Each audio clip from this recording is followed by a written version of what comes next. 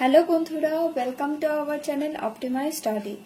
বন্ধুরা, আজকের এই ভিডিওতে আমরা আলোচনা করব নারী ক্ষমতায়ন সম্বন্ধে। এর আগে অলরেডি আমরা এই টপিকটার উপর ভিডিও বানিয়েছিলাম, কিন্তু সেটা ইংলিশে ছিল, তাই অনেকেই কমেন্ট করেছিলেন বাংলায় দেওয়ার জন্য। তো আজকের ভিডিওটা পুরোপুরি বাংলায় করা হয়েছে। আশা করছি ভিডিওটা আপনাদের অবশ্যই উপকারে আসবে। যদি আজকে ভিডিওটা ভালো লাগে তাহলে অবশ্যই লাইক করবেন, কমেন্ট করে জানাবেন। আমাদের চ্যানেল নতুন হয়ে থাকলে অবশ্যই চ্যানেলটিকে সাবস্ক্রাইব করবেন এবং ভিডিওটিকে বন্ধুদের মধ্যে শেয়ার করবেন। তো চলুন বন্ধুরা, শুরু করছি আজকের ভিডিও। তো ফার্স্ট হচ্ছে নারী ক্ষমতায়ন কি বা নারী ক্ষমতায়ন কাকে বলে। তো নারীর ক্ষমতায়ন হচ্ছে কি? নারীর ক্ষমতায়ন হলো এমন একটি প্রক্রিয়া যার মাধ্যমে নারীরা তাদের পূর্বের অবস্থান থেকে বেরিয়ে এসে নিজেদের যোগ্যতা ও অর্জনকে তুলে ধরতে পারেন এবং পরিবার, সমাজ বা গণজীবনে অংশগ্রহণের মাধ্যমে নিজেদের সিদ্ধান্ত ও অবস্থানকে তুলে ধরেন। তো নারীর ক্ষমতায়ন বলতে এটাই কিন্তু বোঝানো হচ্ছে। এরপর ডিটেলসে বলা হয়েছে যে ক্ষমতায়ন বলতে নারীকে অবশ্যই সর্বস্তরের সিদ্ধান্ত গ্রহণের প্রক্রিয়ায় পূর্ণ অংশগ্রহণ করতে হবে। তো সর্বস্তর বলতে সমাজের বিভিন্ন স্তর, পরিবারের বিভিন্ন স্তরে এবং পরিবারের এবং সমাজের ইস্যুগুলির ন্যায়সঙ্গত এবং ব্যবহারিক সমাধান খুঁজে পেতে পুরুষদের সাথে সম্পূর্ণ অংশগ্রহণ করতে হবে। তো এটা হচ্ছে ডিটেলসে বলা হয়েছে। যদি পরীক্ষায় প্রশ্ন আসে যে নারীর ক্ষমতায়ন কি, তাহলে কিন্তু এই অবধি দিলেই হবে, সংজ্ঞা হিসেবে এটা অবধি দিলেই হবে। এরপর ডিটেলসে এটাকেই বর্ণনা করা হয়েছে। নেক্সট যাচ্ছি মহিলা ক্ষমতায়ন অর্জনের উপায়। তো মহিলা ক্ষমতায়ন কি করে অর্জন করা সম্ভব? ন্যূনতম চাহিদা যেমন পুষ্টি, স্বাস্থ্য, স্যানিটেশন, আবাসন সরবরাহ করতে হবে। তো তাদেরকে ভালো হেলদি খাবার দিতে হবে যাতে স্বাস্থ্য ঠিক থাকে, তবেই তারা কাজ করতে পারবে। এবং আবাসন মানে হচ্ছে বাড়ি ঘরের ব্যবস্থা ঠিকঠাক করতে হবে। মহিলাদের গতিশীলতার পরিবর্তন করতে হবে, যাতে তারা বিভিন্ন জায়গায় নিরাপদে যেতে পারে, তাতে কাজ ঠিকঠাক করতে পারে, সেই জায়গাটা কিন্তু চেঞ্জ করতে হবে। এমন শিক্ষা প্রদান করা যে তাদের মধ্যে স্বপ্রতিচ্ছবি এবং আত্মবিশ্বাস তৈরি করে এবং তাদের ভাবার ক্ষমতাকে বিকাশ করে। নেক্সট হচ্ছে সম্পদ সংক্রান্ত বিষয়ে সিদ্ধান্ত গ্রহণের উপর মহিলাদের নিয়ন্ত্রণের পরিবর্তন। তো এখনো কিন্তু সম্পদ সংক্রান্ত বিষয়ে মহিলারা সিদ্ধান্ত নিতে পারেন না। সেক্ষেত্রে কিন্তু ফ্যামিলি এবং সোসাইটি অনেকটা নিয়ন্ত্রণ করে মহিলাদেরকে, কিন্তু সেই নিয়ন্ত্রণটাকে মহিলাদের নিজেই নিতে হবে। অর্থ এবং প্রশিক্ষণের মাধ্যমে স্বকর্মসংস্থান তৈরি করতে সহায়তা করা। তো নারীদেরকে অর্থ দিতে হবে এবং যথাযথ প্রশিক্ষণ দিতে হবে যাতে তারা নিজেদের কর্মসংস্থান নিজেই তৈরি করতে পারে। নেক্সট হচ্ছে এছাড়াও সমাজের উচিত মহিলা শব্দটির ব্যাপারে মানসিকতা পরিবর্তন করা এবং নারীদের নিজের বিকাশে উৎসাহ দেওয়া। তো এখন আমরা বিভিন্ন ক্ষেত্রে দেখি যে মহিলাদের ক্ষেত্রে সমাজে একটা কিন্তু মানসিকতাই আলাদা রকমের রয়েছে, যে মেয়েরা এটা করতে পারবে না, মেয়েরা এই ধরনের কিছু কাজ করতে পারবে না। তো সেই ধরনের মানসিকতাটাকে চেঞ্জ করা এবং নারীরা যাতে নিজেদের বিকাশ করতে পারে সেই ব্যাপারে সমাজকেই উৎসাহ দেওয়া। সেখানে সমাজের উল্টো নেগেটিভ কথা বলা উচিত নয়, সেখানে উৎসাহ দেওয়া, তারা নিজেরা এগিয়ে আসতে পারে।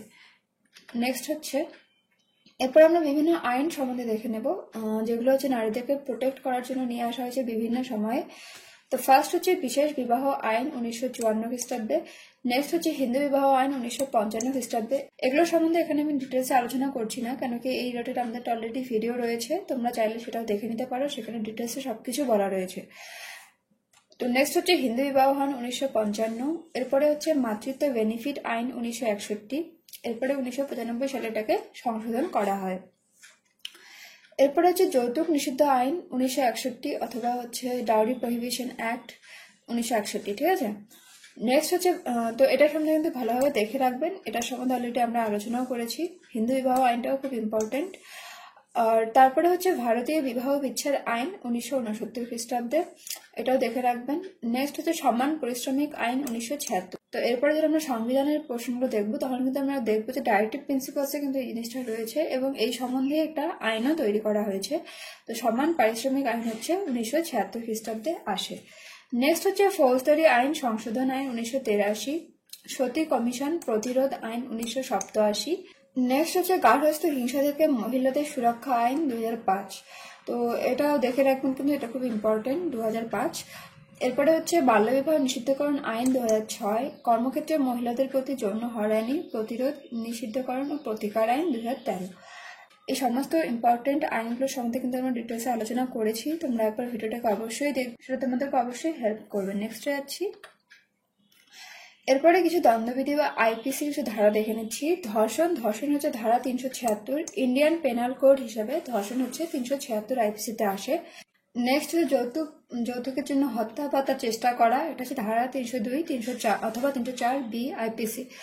নেক্সট হচ্ছে নির্যাতন উভয় মানসিক এবং শারীরিক, ধারা হচ্ছে 498A আইপিসি। নেক্সট হচ্ছে শ্লীলতাহানি, ধারা 354 আইপিসি। যৌন হয়রানি হচ্ছে ধারা 509 আইপিসি। তো এগুলো অবশ্যই ভালোভাবে মনে রাখবেন।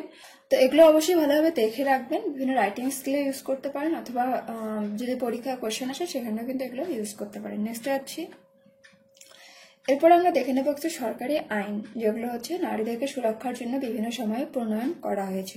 1856 সালের হিন্দু বিধবা পুনরায় বিবাহ আইন, যেটা হচ্ছে ঈশ্বরচন্দ্র বিদ্যাসাগর করেছিলেন, সেটা সম্বন্ধে এখানে বলা হয়েছে। তো এটা সম্বন্ধে ডিটেলসে বলা হয়েছে, আপনারা চাইলে দেখে নিতে পারেন।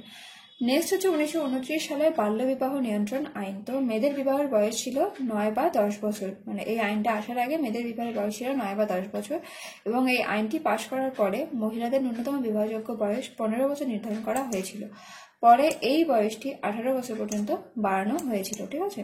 তো এখন যেটা অলরেডি রয়েছে যে 18 বছর মেয়েদের বয়স, সেটাই কিন্তু এই আইনে ফার্স্ট নিয়ে আসা হয় 15 বছর, এবং পরে বয়সটাকে চেঞ্জ করে করা হয় 18 বছর। নেক্সট যাচ্ছি 1955 সালের হিন্দু বিবাহ আইন। এই আইন বিবাহ ও বিবাহ বিচ্ছেদের ক্ষেত্রে পুরুষ ও মহিলাদের সমান অধিকারকে স্বীকৃতি দিয়েছে। তো আগে কিন্তু মহিলারা বিবাহ বিচ্ছেদ করতে পারতেন না, এটা শুধুমাত্র পুরুষরাই করতে পারতেন। তো এই আইনটা আসার পরে কিন্তু পুরুষ এবং মহিলাদেরকে সমান অধিকার দেওয়া হয়েছে, যে তারা, তো এই আইনটার মাধ্যমে কিন্তু তাদেরকে সমান অধিকার দেওয়া হয়েছে।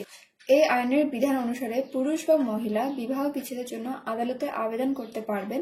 স্ত্রী ও স্বামী বিবাহ বিচ্ছেদে সমান অধিকার পেয়েছেন। এরপরে কিছু অন্যান্য পরিকল্পনা দেখে নেব, যেগুলো বিভিন্ন সময় নিয়ে আসা হয়েছে, এতে নারীর ক্ষমতায়ন হয়। তো ফার্স্ট হচ্ছে integrated rural development programme, IRDP, 1978 থেকে 1979। নেক্সট হচ্ছে স্বকর্মসংস্থান সংক্রান্ত training for rural youth for self employment, TRYSEM, ঠিক আছে, 1979-তে নিয়ে আসা হয়, যাতে গ্রামের যুবকদেরকে প্রশিক্ষণ দেওয়া যায়। নেক্সট হচ্ছে development of women and children in rural areas. তো মহিলা এবং শিশুদের রুরাল এরিয়াতে উন্নতির জন্য এটা নিয়ে আসা হয়। তারপরে হচ্ছে নির্ভয়া তহবিল, 2013 খ্রিস্টাব্দে এটা নিয়ে আসা হয়। এই তহবিল সরকার এবং বেসরকারি সংস্থাগুলিকে ভারতের নারীদের মর্যাদা এবং নিরাপত্তার সুরক্ষার লক্ষ্যে কাজ করার উদ্যোগকে সমর্থন করবে। তো সরকারি বা বেসরকারি যে সংস্থাগুলো চাইবে যে নারীদের মর্যাদা এবং নিরাপত্তার সুরক্ষার জন্য কাজ করতে, তো সেই সংস্থাগুলোকে কিন্তু নির্ভয়া তহবিল থেকেই ফান্ডিং করা হবে, তাদের যে ব্যয় সেটা কিন্তু নির্ভয়া তহবিল থেকেই দেওয়া হবে। নেক্সট হচ্ছে বেটি বাঁচাও বেটি পড়াও যোজনা, 2015। তো বেটি বাঁচাও বেটি পড়াও যোজনা 2015 খ্রিস্টাব্দে আসে। স্কিমগুলো সম্বন্ধে অলরেডি আমাদের ভিডিও রয়েছে, কেন্দ্রীয় সরকারের এবং রাজ্য সরকারের ডিটেলসে বলা রয়েছে সেখানটায়।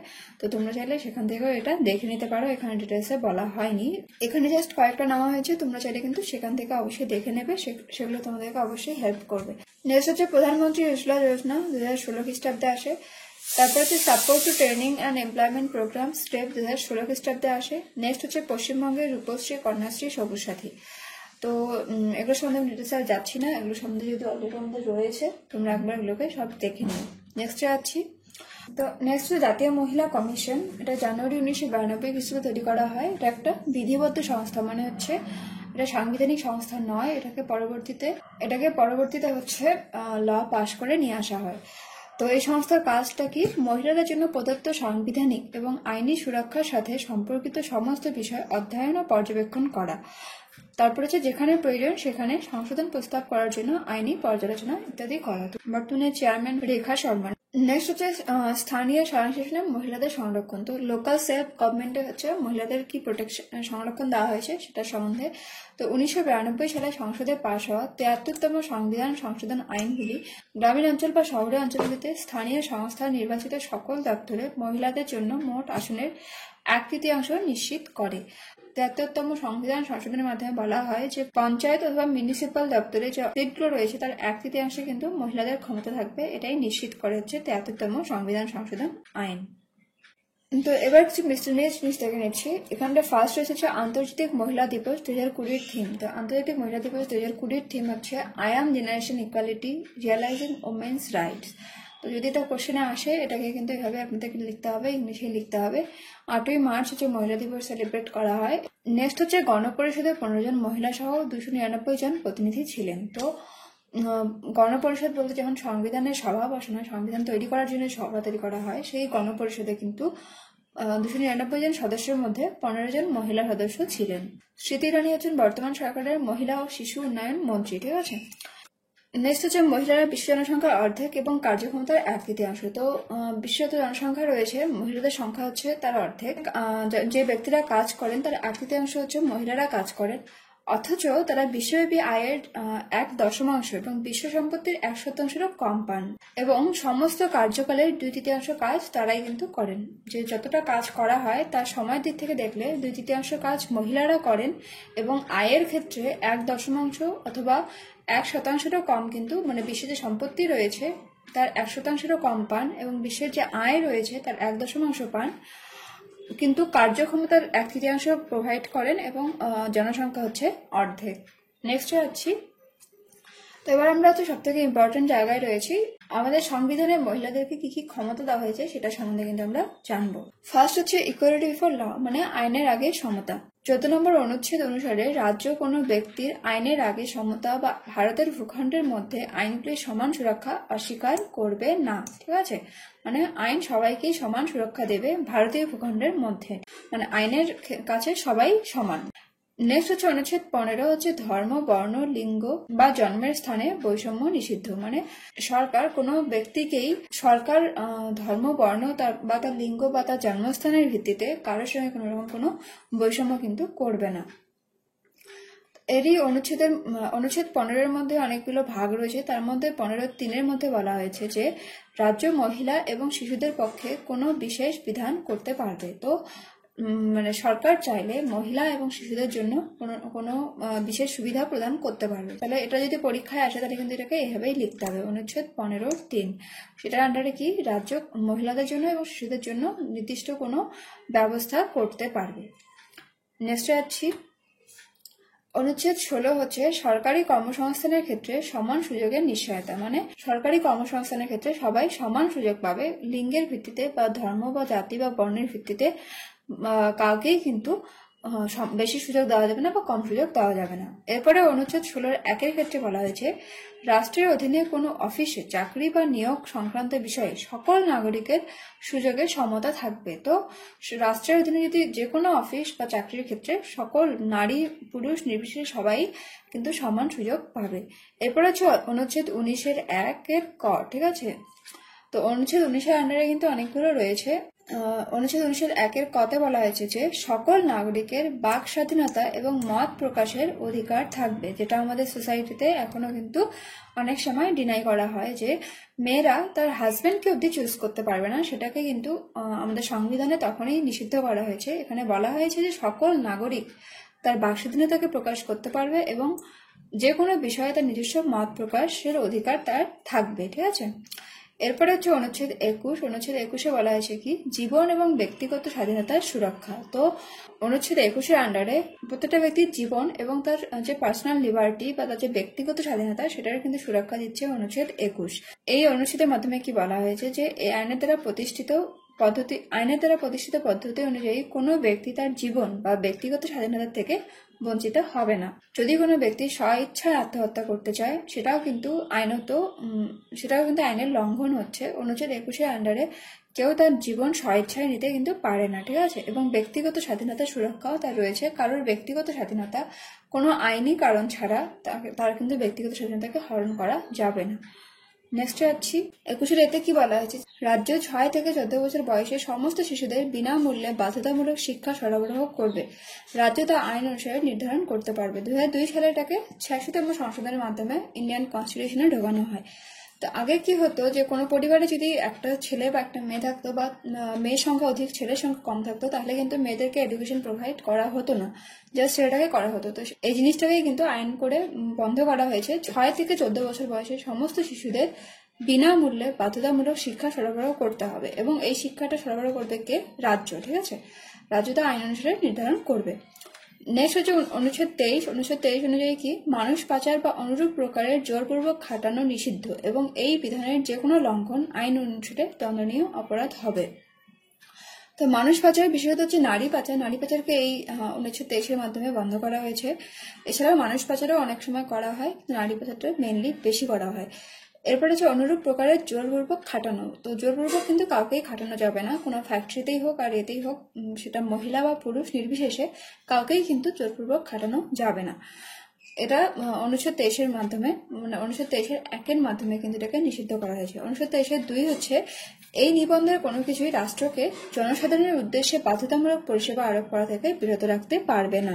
মানে যেমন বিভিন্ন পালস পোলিও টিকাকরণের সময় যে রাষ্ট্রের যে আন্ডারে যারা চাকরি সময়ের থেকে বেশি পরিমাণে খাটানো হয় বা কাজ করানো হয়, সেই জিনিসটাকে কিন্তু অনুচ্ছেদ 23টা বন্ধ করছে না। মানে জনসাধারণের উদ্দেশ্যে যে কোনো পরিষেবায় রাষ্ট্র কিন্তু বেকার খাটাতেও পারে।